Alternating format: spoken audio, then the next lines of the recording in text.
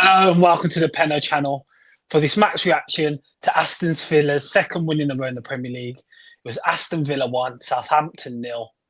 2 wins in two for Unai Emery and the boys, which sends us back up to sixth joint fifth actually, with Nottingham Forest. I'm joined with my bro, who we both attended a cold, windy, wet Villa Park on Saturday. But we turned out and we saw Villa get all 3 points. Bro, how you doing? Yeah, bro. I always love the podcast more when we come in. Oh, you gone already? I always love the podcast more when we come off a win in it. So back-to-back wins just feels even sweeter. And we'd suffered a bit, hadn't we, in them 8 games? But we're back, and it feels like we're getting more of the Villa that we're used to. Yeah, man, it's nice just to come off 2 wins and do 2 pod shows where we've won the games. It's shit doing them when we've lost. So yeah, it's nice to talk about Villa getting a victory, man. And yeah, bro, with the games that have gone on today, a lot of the results have gone in our favour as well, which is looking good. Got to also watch United getting beat last night, which is always joyous. So yeah, man, it's been a good weekend for results. And yeah, we move on to Leipzig. But yeah, bro, let's get into this one. Before we start, as always, if you could subscribe as well, and yeah, comment your thoughts on the game, whether in the stream or after the video. So yeah, bro, taking on bottom of the league, you expect to go there and win the game. As I said, wins were mad. There's been mad all in Wales. We saw that the Liverpool Everton game, the big derby up there in Merseyside, got cancelled as well because of the weather and the conditions. So going into it, what were we expecting? We were expecting a tight, because of the conditions, the game was going to be tight. It was going to be closer, because it would affect the way we would play.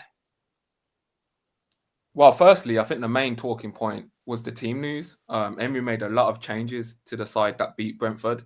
We saw Ian Maatsen start. Jhon Duran started as well. Carlos came back into the side, and Pau Torres came back in for Mings, and Ezri Konsa came in at a new position at right back for Cash. So that was really cool to see that many changes as well. It kind of showed the depth our squad has.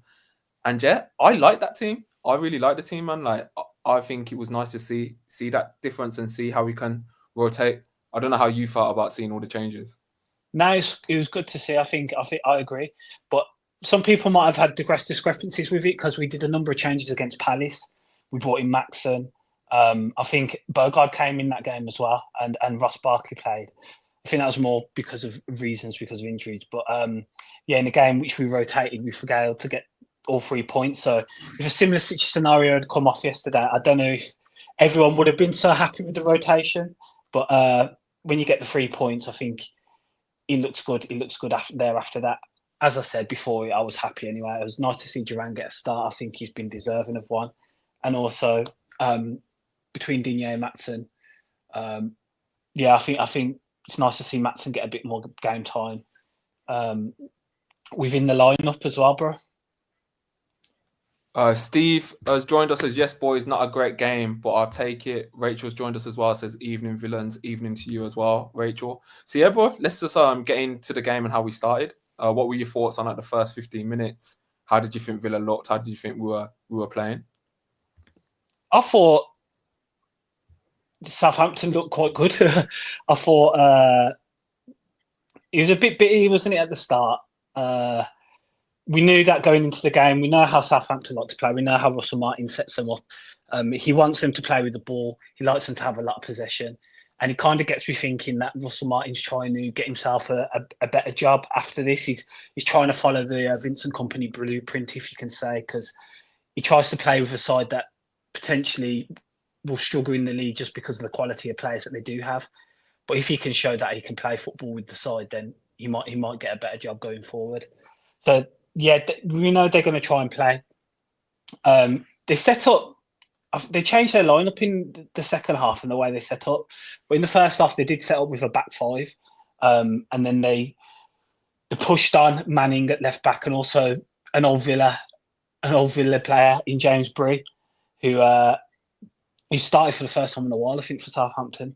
And then they operated with like a 3 in the middle. Tyler Diblin kind of tucked in, next to Flynn Downs and Fernandez as well. And then they had Adam Armstrong and Cameron Archer playing up top.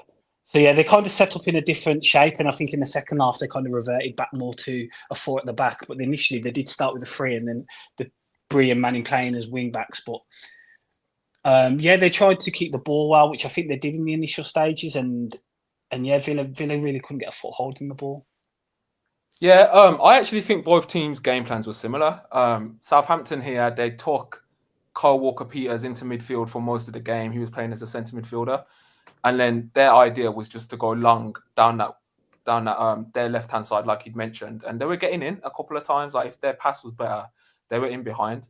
Villa similar as well. Like let me just get our picture up as well. We played with in this picture. Matson's quite high compared to Konza, but for most of the first half they were equal, and we looked to do the same down our right hand side as well. A lot of the times Carlos was getting on the ball, and we was going long. And we were trying to get in behind that way. And a couple of the passes didn't quite make it. But as we see with Duran's goal, that is where our first real big chance came from. So, yeah, there was similar ideas as well. If you just see in this picture as well, Tillemans, Kamara, normal midfield with Rodgers, McGinn advanced, Duran centrally, and then Bailey out of the pictures, holding width on the right side. Yeah, I thought we was getting down their sides early on quite well. I thought we threatened straight away from the off. We got a corner quickly, and you could kind of see our game plan as well. Not only were we working it down the right, we'd work it to the right and then try and get to the left-hand side as quickly as possible with Rodgers and Maatsen linking. And it was hurting them in the first 10 minutes. I thought we were playing really good stuff. It was only as the game went on that we gradually weren't as sharp with our passing, and Southampton started to get a foothold in the game, having the ball high up in our box. Yeah, I think there's a worry again because Villa haven't scored early goals this season. They've just been, they haven't scored early goals this season. They've just been, kind of trying to settle in, and teams have been catching us off guard early in games. And I think Southampton tried to do that as well. I know they had a good spell with Manning and Fernandez, who had attempts which were blocked. They got into good positions, and that was during the 10 minutes of the first half. So. Yeah, man, it did feel like Southampton trying to play their way into it. I thought, we had some good chances within that. But the one thing that was just getting me was I felt like the way the wind was going and the conditions we were playing in, I thought we had so many more opportunities where we could have played long, or we could have played long earlier instead of playing it out from the back as much as we did. I was saying it a number of times when we were at the game, but I just thought like you're playing against a side who's struggling, whose defenders are Kyle Walker-Peters, okay, that's a recognised one. But James Bree, they played Wood. I don't know how many appearances he's got this season. Lumley's in goal and Manning as well. That might have been his debut. Exactly, bro. So I thought we had an opportunity with Duran up there and Rodgers and McGinn as well, where I thought we should have just played the ball longer, quicker. I really did. And I think we missed a trick in that because I think we got a few more opportunities within the first half if we did that. But yeah, I don't know. It was just a bitty game, wasn't it? The first half was just like Southampton really got on the ball and really started to play, and they were pushing us and pressing us back into our own half. Yeah, I kind of feel for Martin a little bit. If any Southampton fans are listening, they probably won't like me saying that, but I do think they were playing some nice football at times, and they were getting it in dangerous areas where I think if Villa would have lost the ball in the positions we did, a better side probably would have punished us with better players, but I just think their players sometimes, like, they were getting to the box and their decision-making was awful. They weren't getting off a big quality chance that probably their passing before deserved, and we probably got fortunate in that sense, Villa. Kamara, to be fair, was making some big blocks. Konza was making some big blocks as well from Archer's shot in the first half. I think they worked it into the box as well, where Kyle Walker-Peters got it on the left-hand side. And I think he passed it back. Was it Manning who took that shot and Carlos gets the block and it like deflects and it like swings back inwards? That's when I realized like how crazy the wind was yesterday when I saw that. Like that was just a madness. So yeah, Southampton were threatening as well. But we took the lead. And as we always say on this podcast, on the Emery, when we do take the lead, bro, we do seem to go on to win the game. And we work it to the right-hand side. Carlos plays a long pass down that side, and Duran does so well because he's on his own. He's surrounded by 2 to 3 Southampton defenders, and he's just a constant threat, isn't he? He's physical, he's intelligent with his runs. I don't think he wins the initial header, but I think once it drops, he makes the challenge and he goes one-on-one.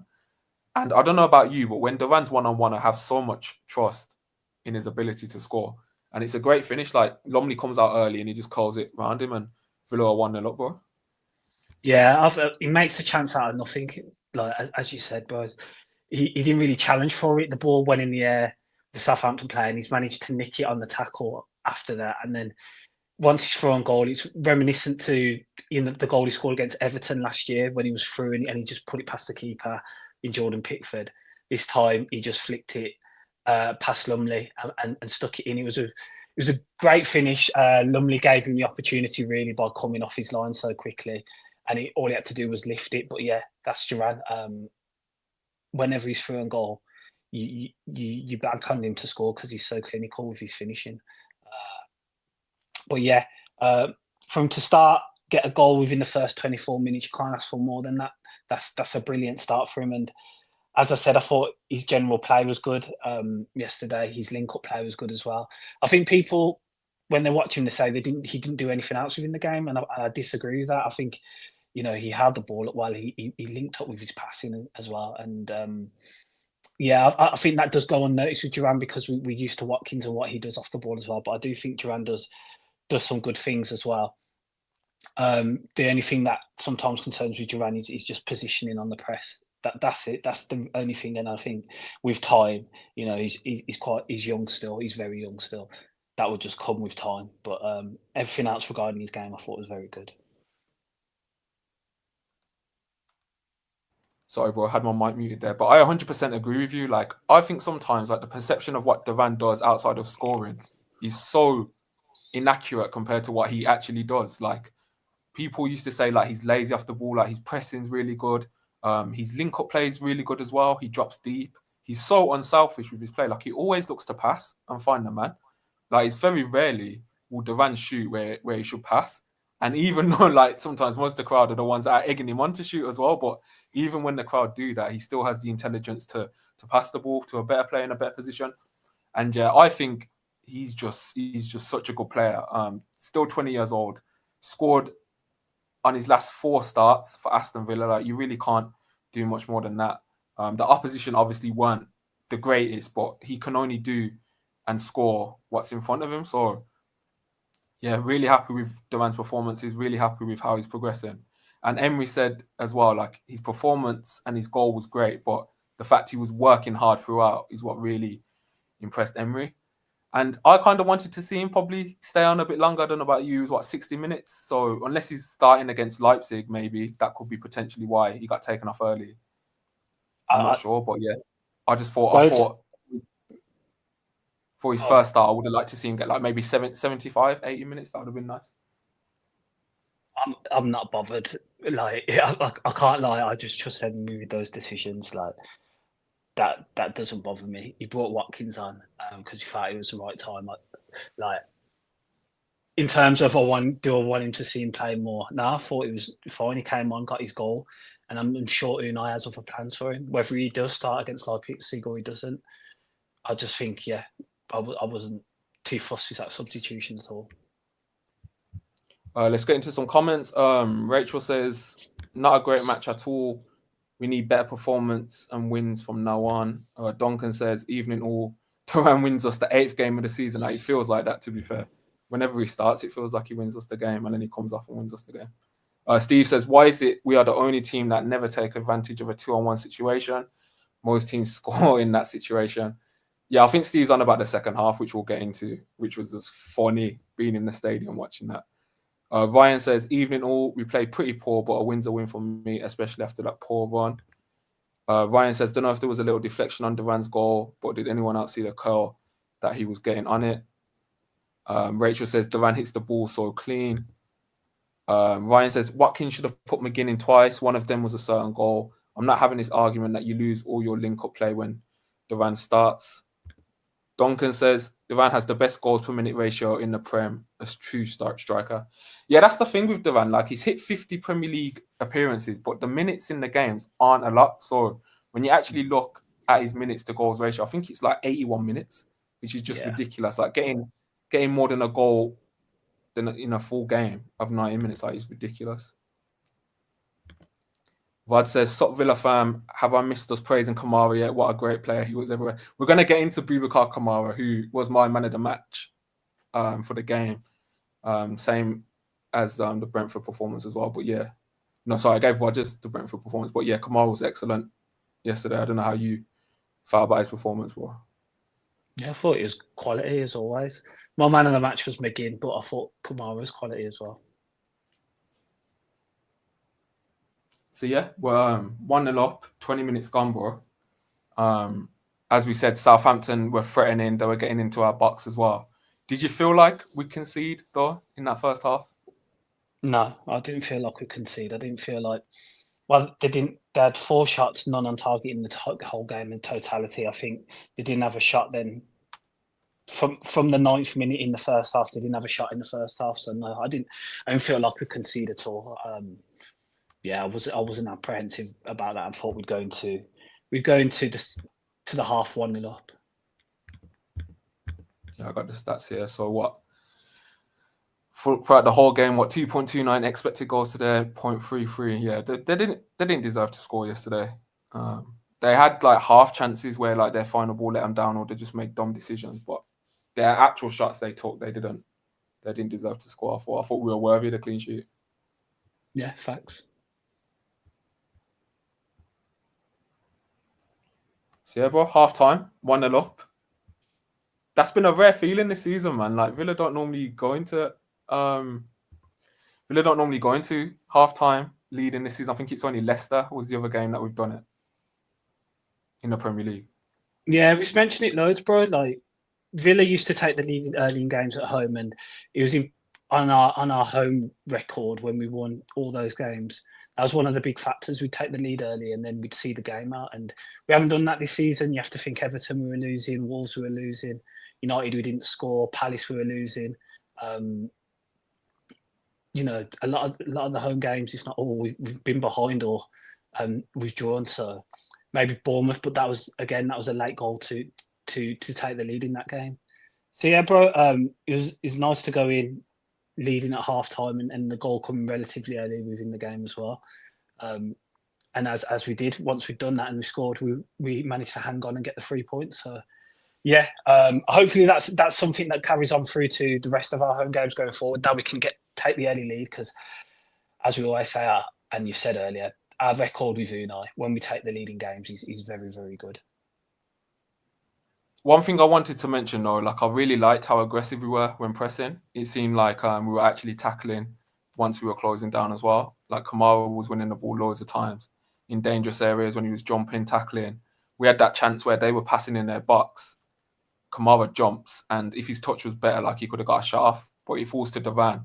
By the time Duran's turned, Lumley's already there to close it down, but that was a massive chance. And I did feel like a lot of our chances will come from their build-up play because I think Martin's structure and the tactics he gives are good. Like, I genuinely think they're good, but he ain't got the players to do it. So then you think, is that bad management if you know your players aren't good enough and you're still trying to play that way? Which is why what you said about Company, like, there could be some truth into it. Yeah, but did you see Duncan his comments says, as well? Did you see Martin's comments as well regarding the Southampton fans? Have you seen that? So basically, he said he cussed them out, didn't he? Saying like, yeah, because basically when they played it out and Kamara ended up getting on the end of it, and we had the shot off that which Lumley saved.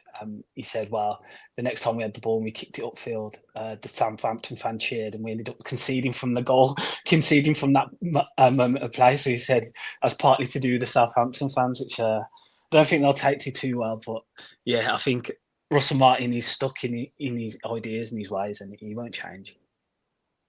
And the thing is, yeah, if like my own fans were booing me, I think I'd the type of person who'd be like, you know what, fuck you, I'm gonna triple down and I'm just gonna carry on playing my way. Like, I don't really care what you guys are saying. Like, I'm not gonna change just because you guys are booing or whatever, or you're ironically cheering. So I get it, man. But yeah, he's looking peak for Southampton. What, 5 points this season so far, bottom of the league. Yeah, it's not looking good, man. Rachel says Kamara is world class. I agree. Like, genuinely, I agree. I think he's one of France's best midfielders. Had he not got that injury, I think he would have been starting at the Euros. Ryan says, yeah, Kamara is such a breath of fresh air in midfield. And Rod says, managers in the relegation zone criticising their own supporters rarely ends well. His comments sounded like he'd already been sacked, so I'm surprised we ain't even seen that today. The way he was speaking. Yeah, facts. Yeah, so let's talk about Kamara then, bro, and the influence he's had since returning. You can tell he's a missing piece within the midfield. When he got injured against United last year, we've recognised that for the second half of the season, really, when he wasn't available. There was gaping gaps in the middle of the pitch. Douglas Luiz wasn't the same player at all in that period as well. And there's many performances where it was recognised we were getting caught out in various scenarios, conceded so many more goals that second half of the season. So to have him back and the performances he's put in the last 2 games in particular just shows the quality of player he is, and hopefully that now can, bring back some good form and continue our progress on this season. Just having a player of that stature and that caliber, because we do miss him in his reading of the game, his IQ, his ability on the ball as well, and then just his defensive actions. There was a fantastic defensive action he did when Cameron Archer went through yesterday and turned back, and Kamara just tracked his run, followed him step for step, and made the block. So yeah, Kamara, what a quality player. Yeah, and I think what you say, what's so important there is what you say, he's defensively good, but on the ball, he's just a breath of fresh air. And when you have a player that can break play, that can cover space, that can tackle, and then equally as well can pass a ball, can ball carry, can link up play, can shoot as well. Kamara can shoot, so he is the complete player, and he is our Rodri at this point in terms of like the importance. It's crazy. Like I rate Anana, like I rate what he's done this season, but Kamara's just, he's a different level on the ball for me. Like he's so good. Like the way he reads the game, the way he knows when to jump, and the way he knows how to always play the correct pass. There were so many chances. Like yesterday, I remember he jumped halfway line, carried the ball up, and like fed Bailey through. And like the understanding to play that pass is so good. And yeah, he is now one of our most important players, no doubt. And as you said about Cameron Archer, when he was going through, I was like, oh, not again. And then I was like, wait, Kamara's there? Like, it's fine. And he read Cameron Archer's touches as well. I knew when he was going to shoot, put his foot out and dealt with it. So, yeah, breath of fresh air, bro. Like, everyone says it. Like, we forgot how good he was. Like, we always knew how good he is, but we forgot how much we'd miss him. And it's just making me think now where we'd be had we started the season with him as well, or he'd not got injured last season. And I think Emerson would be the most grateful to have him back, honestly. Like, it's crazy the difference. Yeah, I think we'd have got 4th wrapped up a lot sooner and potentially could have gone further in the conference, but you can't say those things. But that's how crucial he is as a player to us. And the only thing I just hold out for, just stay injury free now. Just get a run of games going.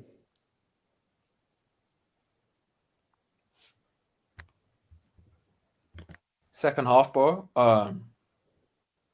What did you think of our performance? What did you think of the chances we were creating after the substitutions, before the substitutions?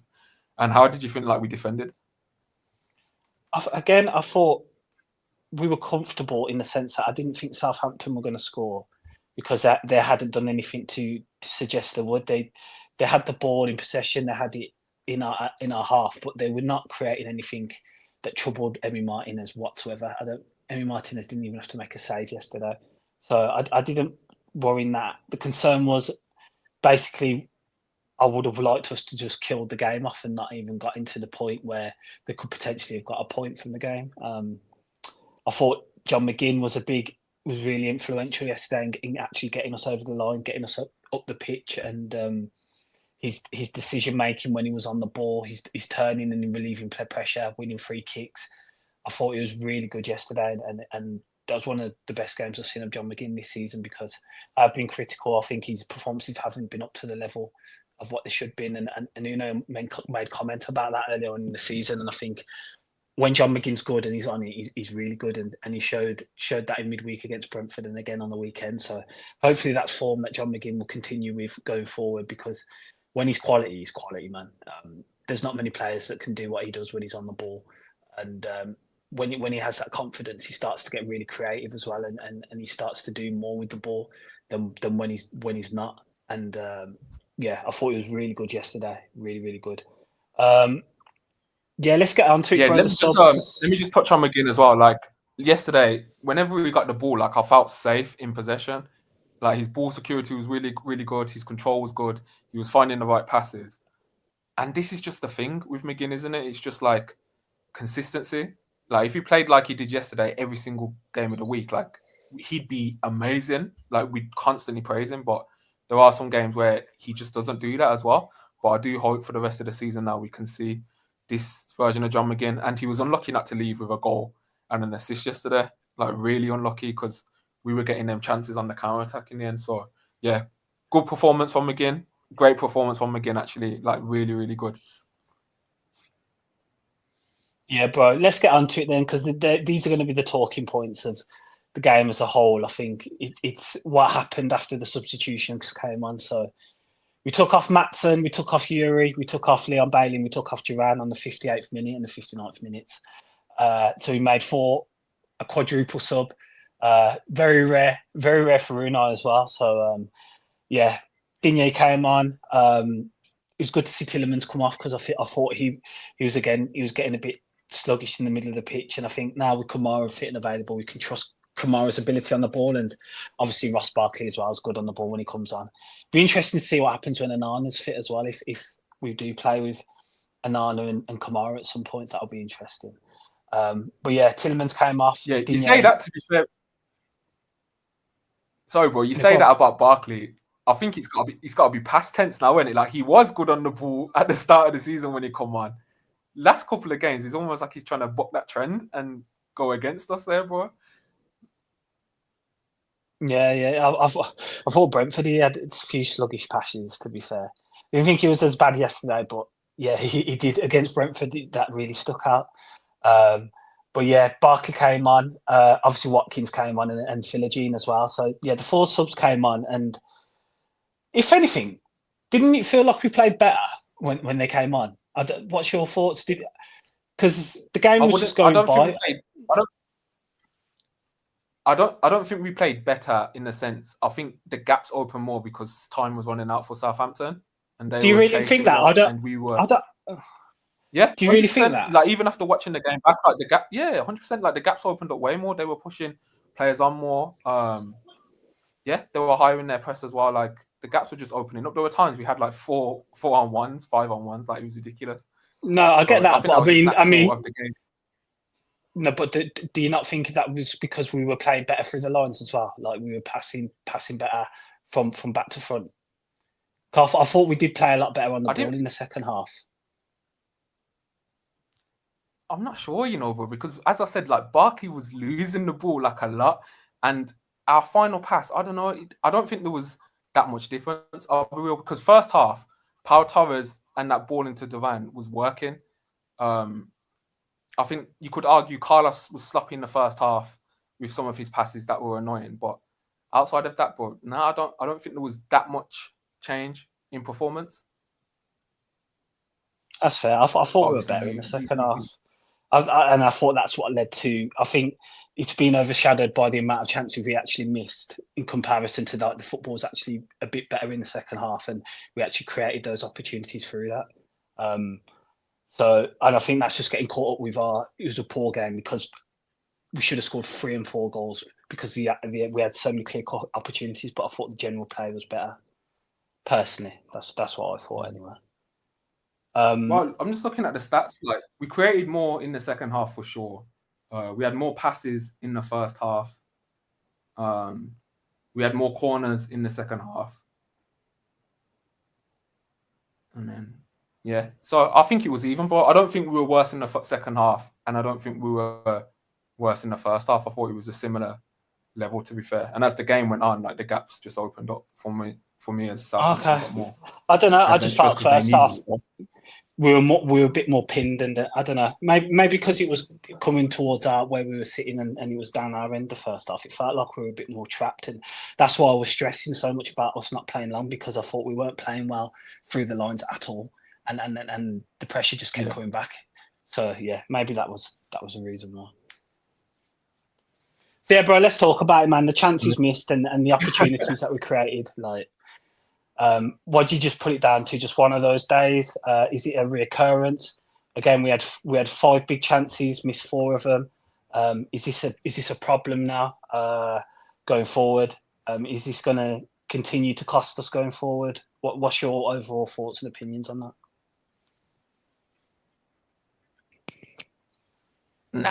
Nah, I don't think it's going to cost us going forward. It was actually nice to see us create lots of chances. It's been a bit of a struggle in some of our games where we haven't even been creating. But I get it. It's frustrating to watch. The decision making should have been a lot better for some of them one-on-ones we were getting. Like, the amount of space Ollie was getting was ridiculous. And yeah, we definitely should have scored from it. I'll defend Ollie here, where he should have probably got an assist where he ran to the box and he passed it back for Barkley. And Barkley has an open goal, but then the defender came from nowhere and put a slide tackle in. So he should have left with an assist. But yeah, I think the decision-making wasn't good enough in the end when he had all them opportunities from Watkins. There was a time as well where, like, Philogene ran into the box, played it back for McGinn. McGinn couldn't finish as well. It was just frustrating to watch, wasn't it? Yeah, it was. You want the game to be killed off at those opportunities, because you think back to the Bournemouth game and how we conceded in the last minute. That's always going to be on the mind, and you think you should just kill the game off. I think the decision making again was poor at times in the final third. But yeah, I don't think it's anything to be too concerned about. I think the discussions, because of Ollie,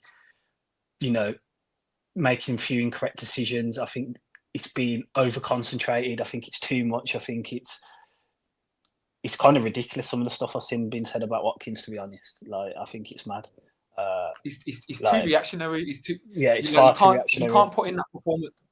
You can't put in that performance Wednesday, where he's probably one of the best players on the pitch, and then just to be like writing him off. Like, I think people can have their criticisms of Watkins, but I think they do criticize the wrong things.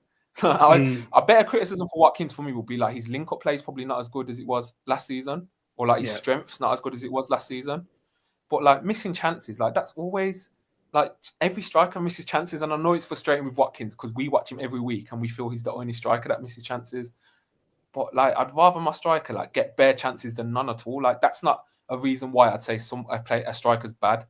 Like, that's not how I think. Like, I want my strikers to get as many chances as possible. Maybe Watkins sometimes this season could have maybe passed the ball for like a better player. I think his decision yesterday he passed for Barkley, and Barkley should have scored. Like, if their defender doesn't get back, he leaves with an assist. So whilst I think it's frustrating, I think some of the slander's been over the top, man. Like, some of the stuff I've been seeing, like, it's too much. I don't like when like our strikers are just competing against each other, because it's rare to see that from other positions on the pitch. But for some reason, when it comes to strikers, it's like, this one's the best, this one's the best, this one's the best. We can't just have 2 top quality strikers. It's always got to be this one against this one. I think that's mad. That's mad to me. Just enjoy both. Like, just enjoy that we have 2 quality strikers, because that we might not have that for a very long time. That might really be the case, because we're in a fortunate position. Not many teams and squads within the Premier League have the joy and opportunity to have two quality strikers like we do have. And again, Watkins' numbers since Emery's been taken over, goal scoring wise, he's only behind Salah and Haaland. So generally, it's like Watkins will play towards his XG, and he'll be close to it come the end of the season. It will all come right. So yeah, I do think there's extremes. Just when one's in so-called form and the other's in so-called form, and it just flips and flips. But yeah. I hear, don't get me wrong, I do think Duran's minutes have been harsh this season. Like, I've been on the podcast saying that I think he should have started a lot more games, but that's not Watkins' fault. Like, he's going to play if he's starting.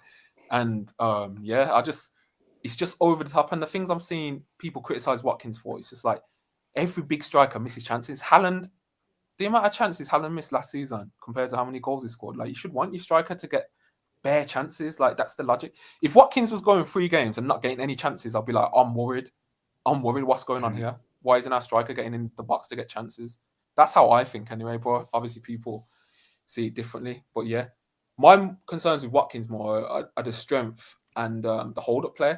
And I'm worried still if it's that injury from that he got at the start of the season has took something away from his game more. Like, that's where I think Watkins lacks compared to what we were seeing last season. But the chances things, that don't bother me. That don't bother me like at all.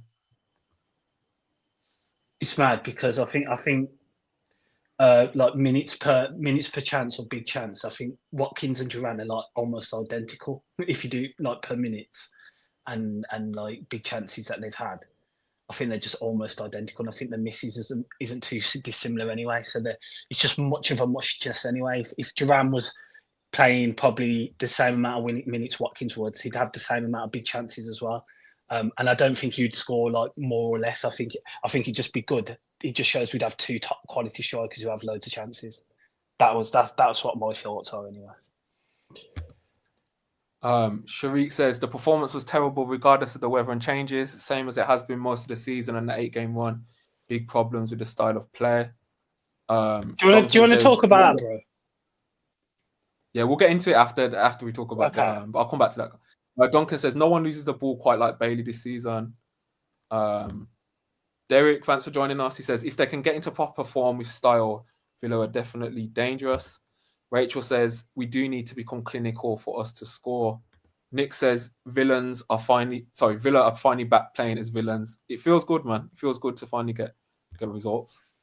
Duncan says form comes and goes. Duran deserves to start in the Prem at the moment. A few months from now, maybe Watkins in form. Football changes like that, to be fair.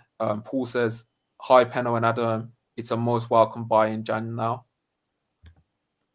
Duncan says, let's buy Mbeumo in January. I thought he was shocking against us on Wednesday.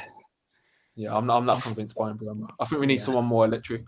And I love Mbeumo as well. But Paul says, Bailey injury is a blow, but a break for him is good to recharge his batteries. Derek says, I agree, all big strikers miss. Paul saying, keep the faith with Watkins. And Rachel says, I don't like the comparisons at all. Same with Mings and Powell. It's not necessary.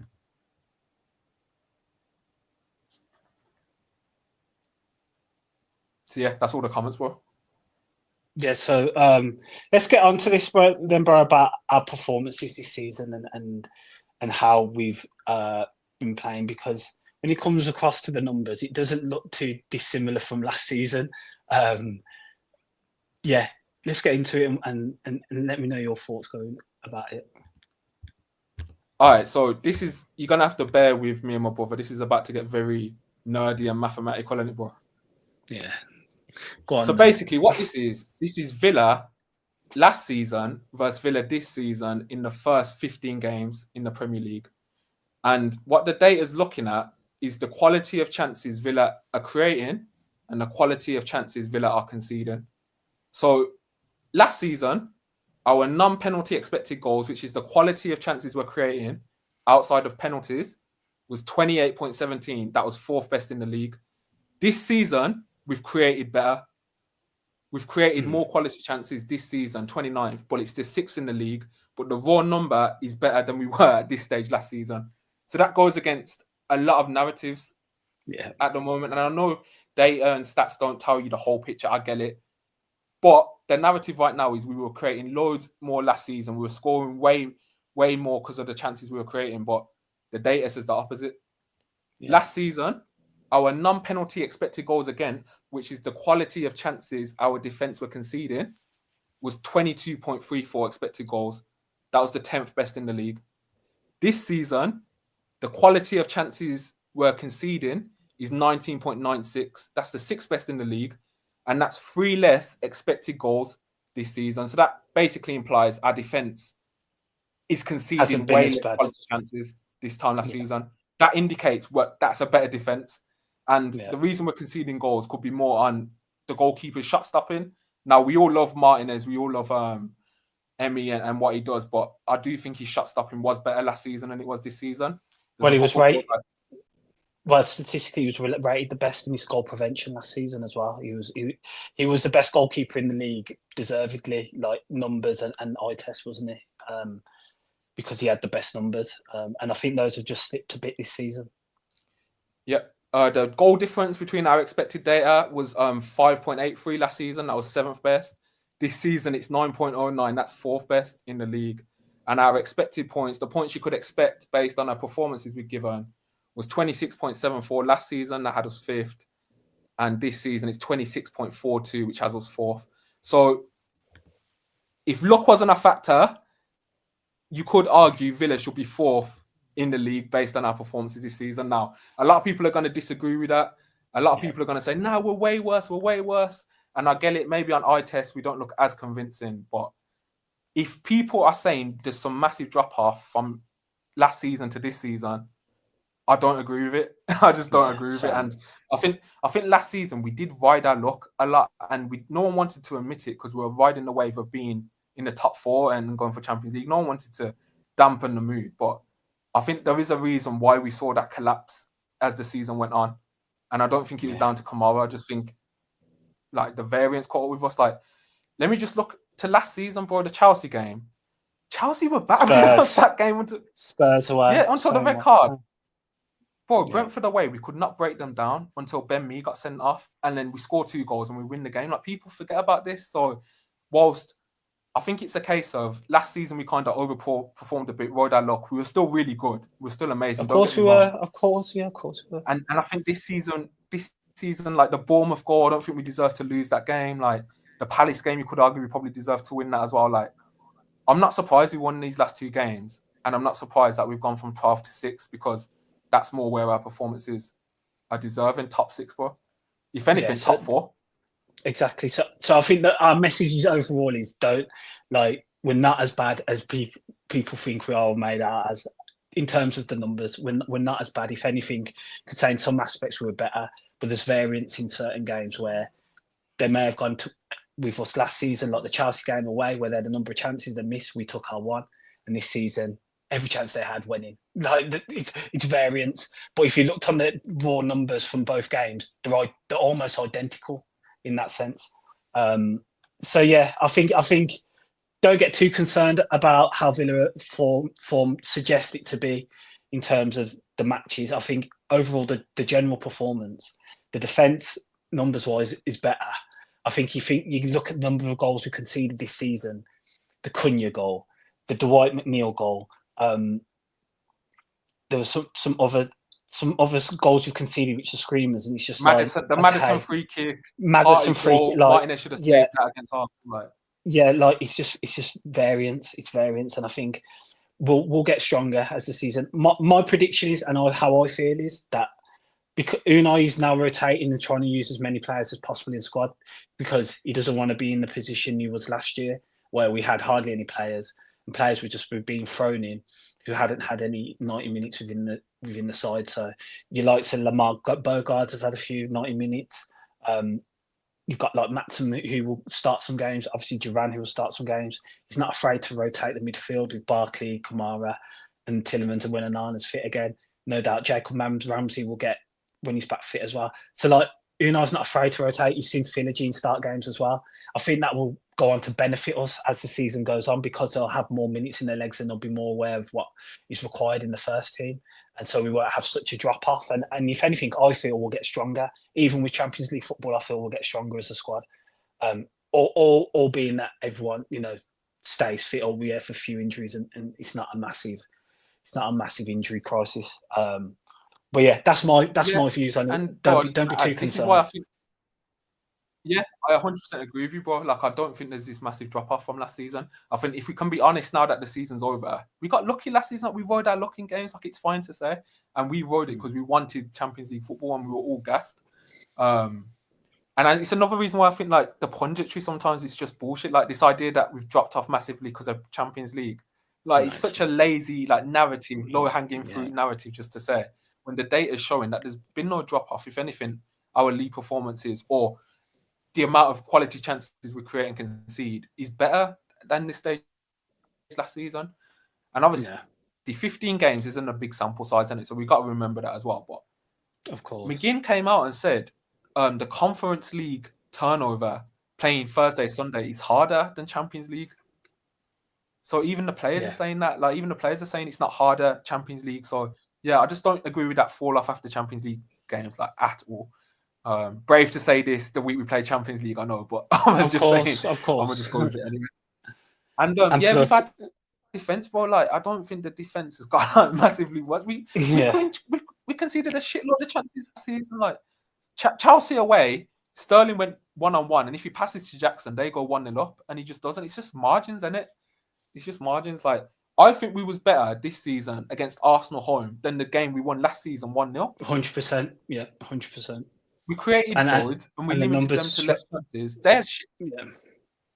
Sorry, bro. Carry on. No, I was just going to say I totally agree, but that was another game I was going to mention. I thought we were way better against them this year, way better. And you see how the variance goes. If Watkins scores a 2, I think we win comfortably, but he didn't, and they score. So that's football, isn't it? Bro, Odegaard was missing open goals last season. Like, we just forget this, innit? Like, we say clean sheet 1-0, but Arsenal should have scored last season. They had open goals missed. Like, they created enough. So that's just my thing. Like, don't think there's some massive drop off. We're 6th in the league. I think we deserve to be higher, personally. But And what I was going to say, though, what I will say, just to even the argument out, is it's fair on eye test to say our right-hand side does look worse. Like, I can agree with that. Like, the right-hand side does not look effective. Bailey's had a drop-off in numbers statistically. We've just created more as a team. But Bailey has 100% dropped off statistically as well. So I can agree with that. And the right-back probably would help us a bit more. But in terms of, like, controlling games, I think the control's still there. It's just individual mistakes that have been costing us this season, I think. Dearly. And you can think of the games where individual mistakes have cost us. There's been plenty of them. Bro. And we've been punished for all the mistakes as well. It's not like we got away with them. So, yeah. I think it's a bit of an exaggeration in terms of how our form actually is. But, yeah, comment side, bro. Yeah. And it sounds mad, but the league table, I promise, it can lie sometimes, man. Like, people say the league table, like, it can lie. Like, not every team's in their correct position. In my opinion, innit? Yeah. Some teams just get unlucky at the start, and over the season, like, you slowly see them progress, man. Like, look at Chelsea. Chelsea would perform in this well last season in terms of, like, their position. And now look at them now. It's not a surprise to see them second. It's not a surprise to see them second. Like, they probably should have got Champions League last season. It's mad. So. Yeah, their numbers are that good. Rod says, this is great stat work. Cheers. Thank you, Rod. Duncan says, the Premier's just stronger this year. Last year, teams were struggling like Chelsea. He's like, yeah, fair enough. Rachel says, we don't look comfortable in our play style, but as you said, the stats data were about where we should be. Kevin says, we've had our blip. Now we are sitting in a pretty good position without really playing well. Roll on Leipzig. Duncan says, that's interesting. No real evidence of a drop-off there. Duncan also says we can still make top 4 this season. Chelsea's the big problem this year in contrast to last. Yeah, it sounds mad, but we might have to be looking at Man City. Like, they're the ones that are... Yeah. Like, the data saying we're performing better than them right now. Like, without Rodri, like, they've looked completely different side. So, yeah. Kevin says 50 is very achievable. Let the games roll on. That's it, Kev. And Kevin says as well, can't Rodgers go right wing and Philogene left? Apparently, it's Phil's best position. Yeah, what do you think about that then, bro? With Bailey, hamstring injury, 3 weeks he might be out. Yeah, it'd be interesting to see what Unai does. Obviously, you could go McGinn on the right, Philogene off the right. I do want to see Philogene get the opportunity to play off the left, which is his natural position, just to see if it sparks anything out of it. Because I think we can all agree that he hasn't played to any sort of level that we thought he might do in the Prem. It's his first season in here. It's going to take him time to bed in, but I don't know. He's just not taking his opportunities. He doesn't feel like that. He's playing. He's just it's not the Philogene I saw in the Champ. I don't know if you want to elaborate on that, bro. But I think it would be nice to see him play off the left because that is the position he was playing at Hull and at Cardiff, and when he was playing his best football in the Champ. Well, yeah, you think Philogene's right-footed, isn't it?